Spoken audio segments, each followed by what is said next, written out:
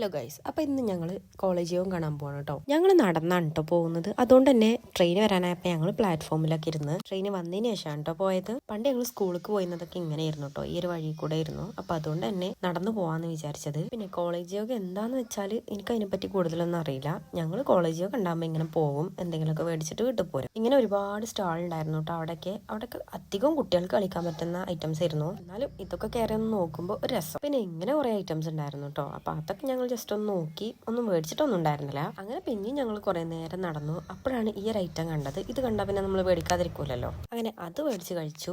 വിചാരിച്ചൊരു taste ഉണ്ടായിരുന്നില്ല. ഈ ഒരു വള ഒരുവിധം എല്ലാവരും ഉപയോഗിച്ചിട്ടുണ്ടാവുമല്ലോ. അപ്പൊ ഇത് കണ്ടപ്പോൾ ജസ്റ്റ് എടുത്ത് നോക്കിയിട്ടാ ഞങ്ങള്. ഇപ്പൊ ഇങ്ങനത്തെ ടൈപ്പ് വളകളൊന്നും നമുക്ക് കാണാൻ കിട്ടാറില്ലല്ലോ. പല മോഡലിലുള്ള കമ്മലൊക്കെ ഉണ്ടായിരുന്നു. ഇതിനൊക്കെ 50 രൂപ വരുന്നുള്ളൂ കേട്ടോ. പിന്നെ ഞാൻ ആദ്യമായിട്ട് കഴിക്കുകയാണ് ഈ ഒരു ബൺ മസ്ക. അപ്പൊ അതൊന്ന് ട്രൈ ചെയ്ത് നോക്കി. ആ പറഞ്ഞ ഹൈപ്പിനുള്ളതായിട്ടൊന്നും എനിക്ക് തോന്നിയില്ല കേട്ടോ. പിന്നെ പാനിപൂരി കഴിച്ചതിന് ശേഷം ഞങ്ങൾ നേരെ വീട്ടിൽ പോയി.